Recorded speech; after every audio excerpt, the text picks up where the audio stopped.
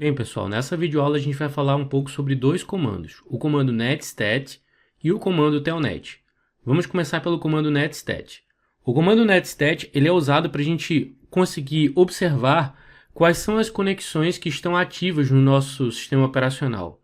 Então, através dele, a gente consegue tanto observar todas as conexões que estão estabelecidas, como também a gente consegue visualizar quais portas estão abertas em estado de escuta, tá? E é isso que a gente vai ver agora na prática. Bem, para a gente começar a visualizar o comando netstat, basta a gente chegar aqui no terminal e digitar a palavra netstat.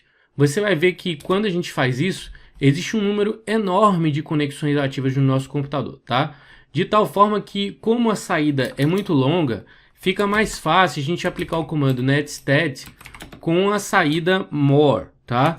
Então, o que a saída more vai fazer? Ela vai paginar para você, tá? Todas as informações que estão sendo colocadas. Assim, você pode ir avançando nessas informações linha a linha, ou você pode ir dando barra de espaço, por exemplo, e aí você vai visualizando aos poucos, tá? À medida do que for necessário do que você está buscando. Caso eu queira finalizar antes de chegar até o final, eu dou aqui Ctrl C e cancelo esse processo. Bem, quando você simplesmente dá o comando netstat dessa forma, o que você visualiza a princípio são apenas as conexões que estão estabelecidas no seu computador, tá? Então, por exemplo, eu estou vendo aqui, ó, várias conexões utilizando portas TCP, tá? Aqui está o endereço de origem, ele está me informando aqui, ó, a porta de origem que está sendo utilizada, nesse caso aqui, o hostname do meu computador, e aqui eu tenho o endereço de destino, tá? E a porta que está sendo utilizada no destino. Nesse caso aqui, nós temos uma conexão que está estabelecida, ou seja, essa conexão está ativa nesse momento. Tem alguns outros tipos de conexão que podem estar em espera, mas além das conexões que estão estabelecidas em espera, você pode querer observar, por exemplo, quais são as portas que estão em estado de escuta também, tá? E aí o que você pode fazer? Ao invés de você visualizar através desse comando, você pode chegar aqui no netstat e colocar aqui a opção "-a". E aí ele vai visualizar todas as portas, não só aquelas que estão ativas, como também aquelas que estão em estado de escutas, que estão em estado, digamos assim, abertas, mas sem uma conexão fechada para elas, tá? Então eu vou colocar aqui o more para facilitar a nossa saída, tá?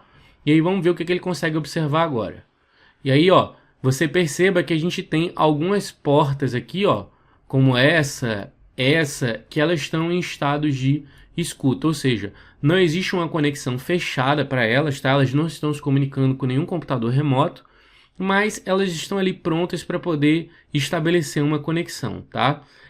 Para poder visualizar de uma maneira melhor, ao invés de a gente usar os hostnames aqui, visualizar os endereços de origem aqui nessa coluna de endereço local, e os endereços de destino, né, remoto, que estão aqui nessa coluna da direita, fica mais fácil a gente usar o parâmetro N, tá? E aí tanto faz se eu vou colocar o N na frente ou atrás do A, tá? Eu vou colocar aqui atrás para facilitar um pouco a minha visualização.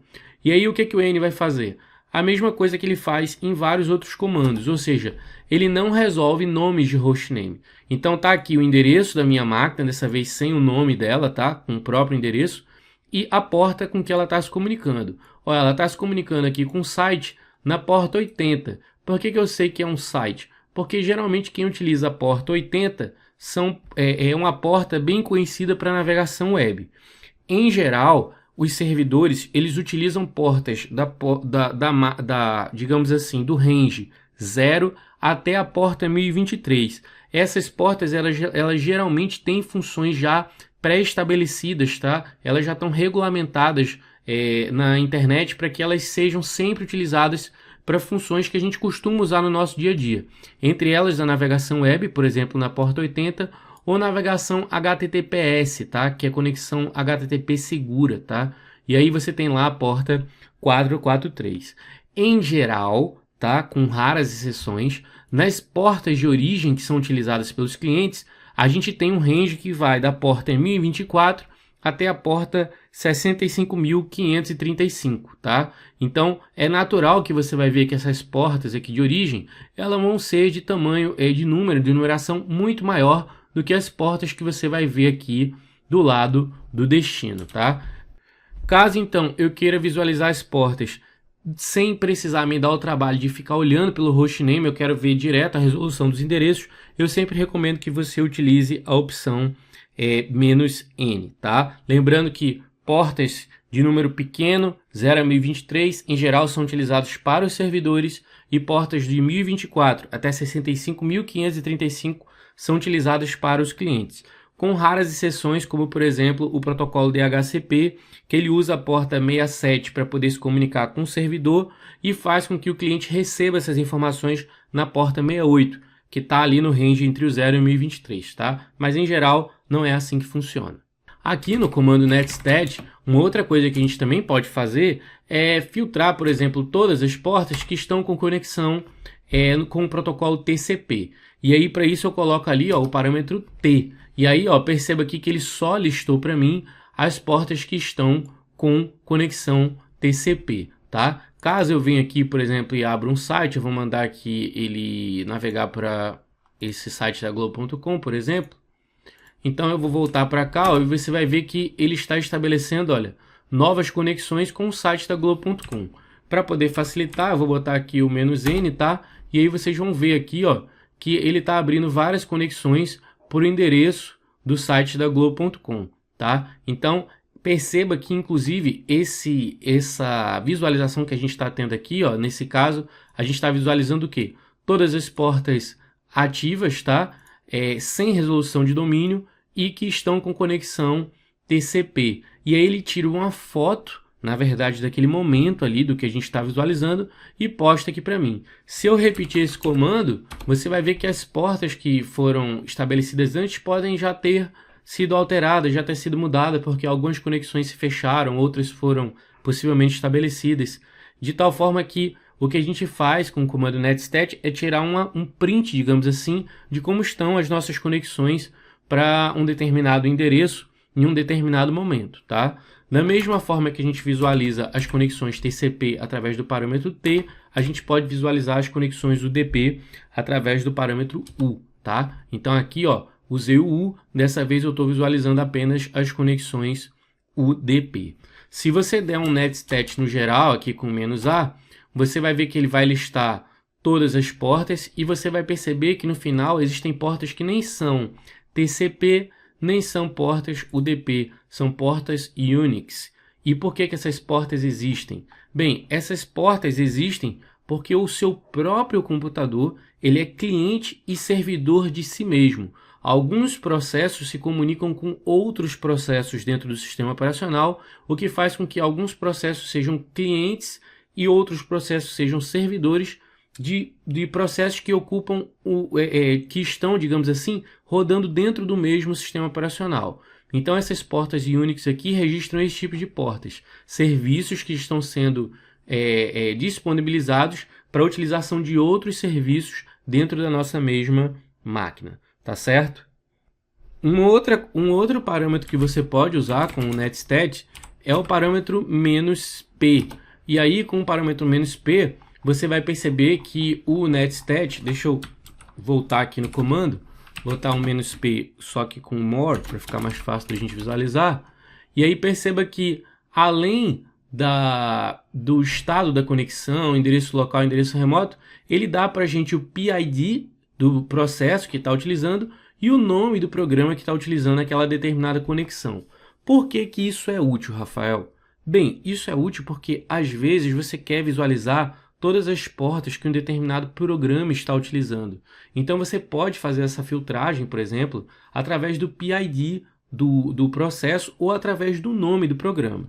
Suponhamos, por exemplo, que eu quero fazer uma filtragem aqui, tá? E aí eu quero estabelecer aqui, eu estou usando o netstat para ver todas as minhas conexões ativas, mostrando o parâmetro PID. Eu vou botar aqui o "-n" para ele não mostrar a resolução dos nomes, tá? Mas eu vou botar aqui um parâmetro que eu já usei várias vezes aqui durante as aulas, que é o grep, tá? Para fazer uma filtragem baseada na saída do que ele vai me mostrar. E eu vou colocar a palavra aqui, Firefox. Então o que ele está fazendo? Ele está filtrando para mim para mostrar apenas as conexões que estão sendo estabelecidas através do uso do programa Firefox. Eu poderia, se quiser, fazer essa filtragem através do PID, por exemplo. E aí eu posso colocar aqui, por exemplo, ó, 2295/Firefox. E ele vai trazer para mim uma filtragem baseada no programa e no PID. Então, esse parâmetro "-p", ele é muito importante, tá? Para a gente poder visualizar. Vamos supor, por exemplo, que você tem um cenário em que você é administrador de rede de um determinado local, de um determinado site, e você quer, por exemplo, colocar lá o seu programa para rodar, tá? Só que você não quer deixar portas abertas que são desnecessárias, porque isso gera um ambiente inseguro. Você pode ser invadido por portas que estão abertas e que não estão efetivamente sendo utilizadas. Não seria necessário tê-las abertas. Então, o que é que você faz? Você pode usar o netstat para poder filtrar o PID ou o nome do programa que você quer utilizar e aí ver realmente quais são as portas que são necessárias para que esse programa funcione e deixar apenas essas portas abertas no seu sistema operacional, certo? Você pode, inclusive, além de fechar essas portas no próprio sistema operacional, você pode querer, por exemplo, fechar elas no firewall do site onde você trabalha, tá? Para garantir que não vão haver conexões inseguras para essas portas que estão abertas desnecessariamente. Bem, como vocês puderam ver, a gente pode fazer combinações, tá, de vários dos parâmetros que a gente viu aqui. Então eu posso ver, por exemplo, ANT, P, por exemplo. Então aqui o que eu estou fazendo? Eu estou fazendo uma filtragem. Eu estou pedindo uma solicitação do netstat de todas as conexões ativas que não faça a resolução do nome do hostname, tá? Com o T para pedir somente aquelas que forem TCP, tá? E o P ali é para mostrar o PID dos processos. Vamos ver se a gente tem alguma coisa aqui.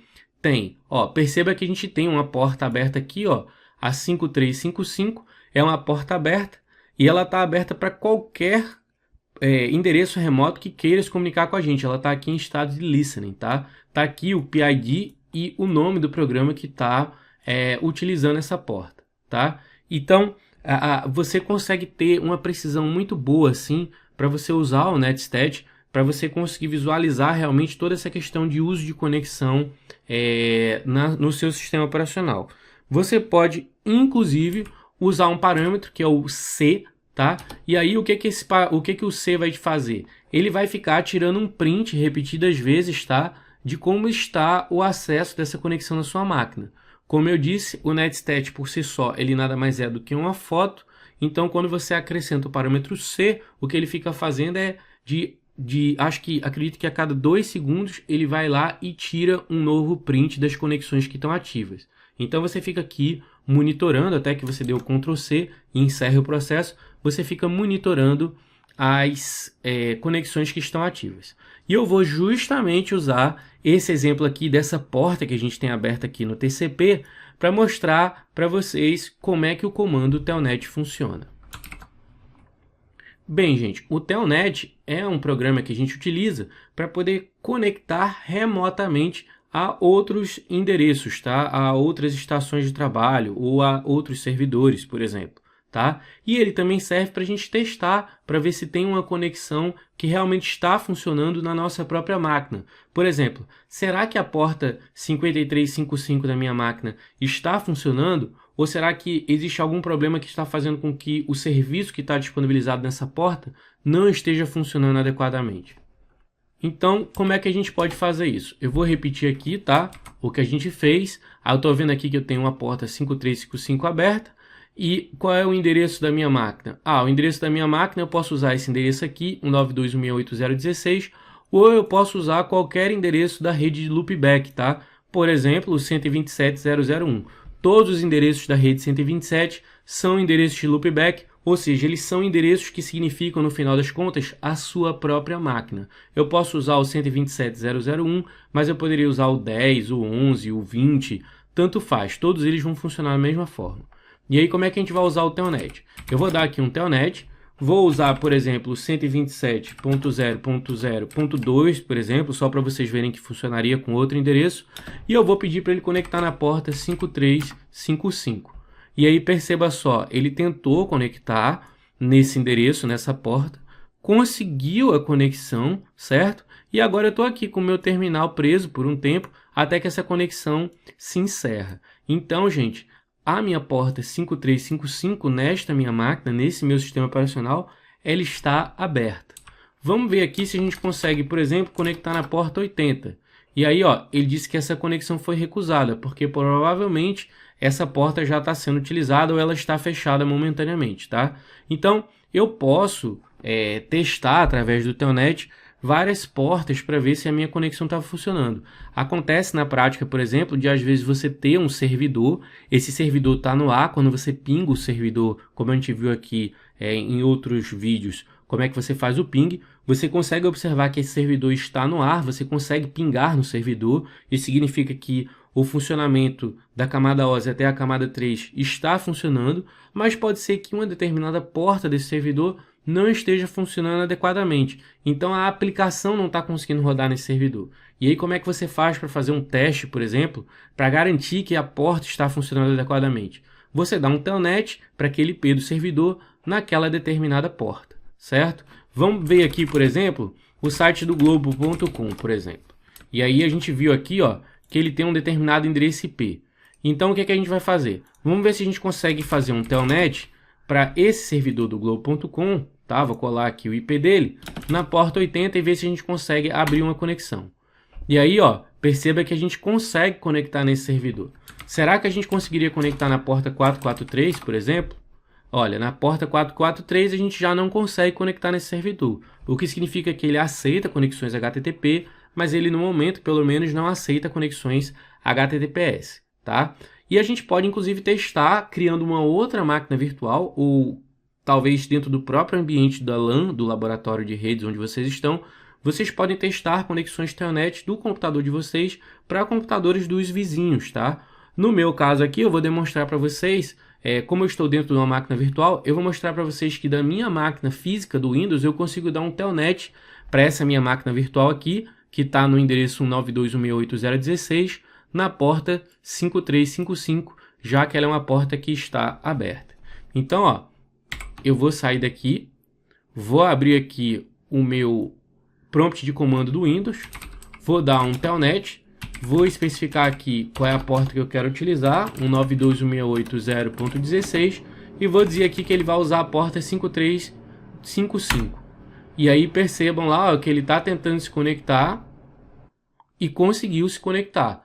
Como a terminal sumiu aqui, ó, você agora acessou essa porta do endereço remoto que você estava tentando se conectar, tá? É dessa forma, por exemplo, que a gente consegue conectar em equipamentos de rede remotamente. Só que a gente usa geralmente a porta Telnet na porta 23, ou a gente usa conexões SSH, que são mais seguras, por exemplo, nas portas 22, e assim por diante. Então, através do terminal de comando, a gente acessa servidores, e aí dentro dos servidores a gente consegue remotamente fazer configurações ou serviços de manutenção nele.